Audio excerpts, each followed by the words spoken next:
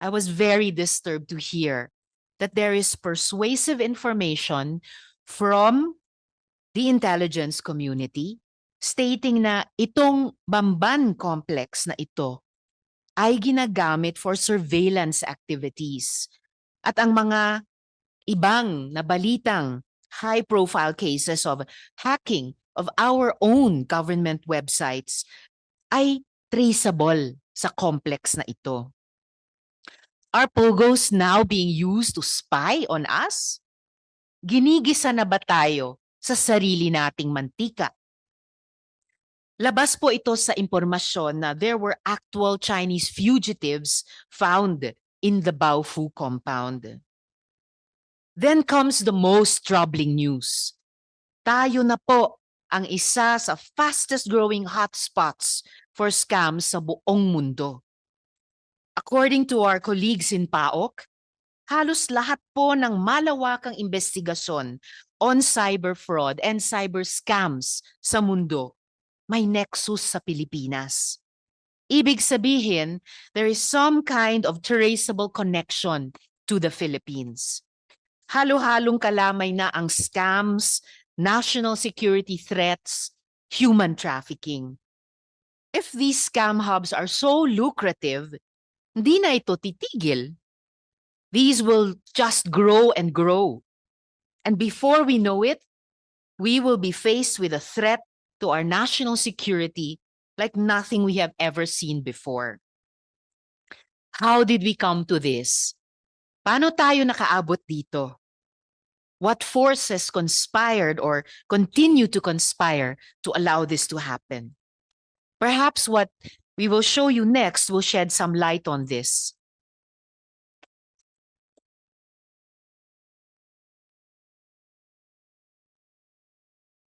So ito po yung napakagandang gate entrance kanina.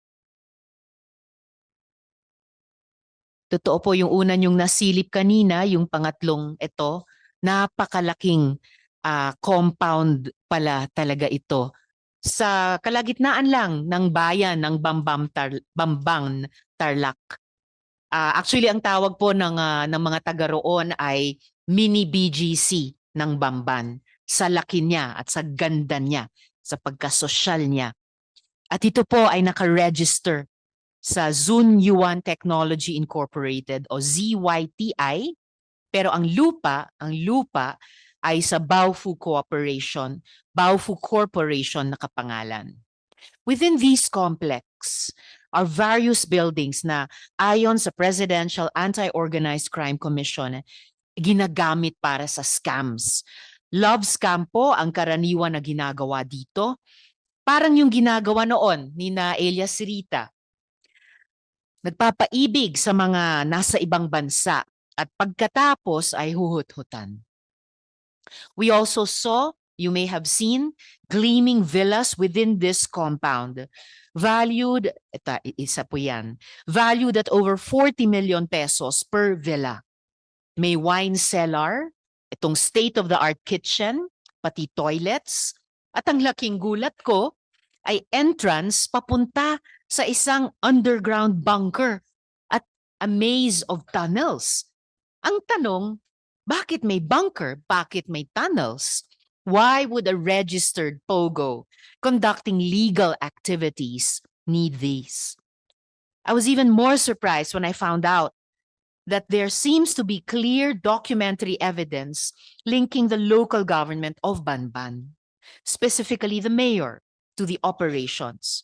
Mamaya po, iisa-isahin po natin ito sa tulong ng PAOK na unang nakakuha ng mga documents na ito. Inimbitahan din po natin ang mayor ng Bamban para magbigay ng kanilang paliwanag.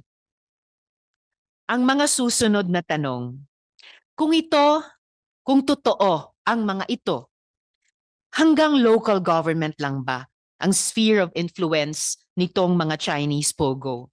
Or mayroon pang mga protector sa itaas? POGO at scams lang ba ang intention? Or is there a larger and more sinister end game? It does not abate my worries in the least that separate sources in the intelligence community and various executive agencies are sounding the alarm of large tracts of land around EDCA sites being purchased by Chinese nationals with Filipino identity documents. Ang modus di umano ay late registration of birth. Friends, our investigations in the Senate are never to pin anyone down. Hindi po namin layunin ni tungkulin na maghain ng evidence beyond reasonable doubt laban sa mga individual o opisina. Tungkulin po namin siyasatin at unawain ang mga kaganapan sa ating lipunan na maaring maging batayan para magsulong ng mga batas at polisiya. And if these POGOs provide cover for scams and human trafficking, if these POGOs engender corruption in the public service, if these POGOs threaten our national security, sa tingin ko po malinaw ang direksyon na dapat nating tahakin.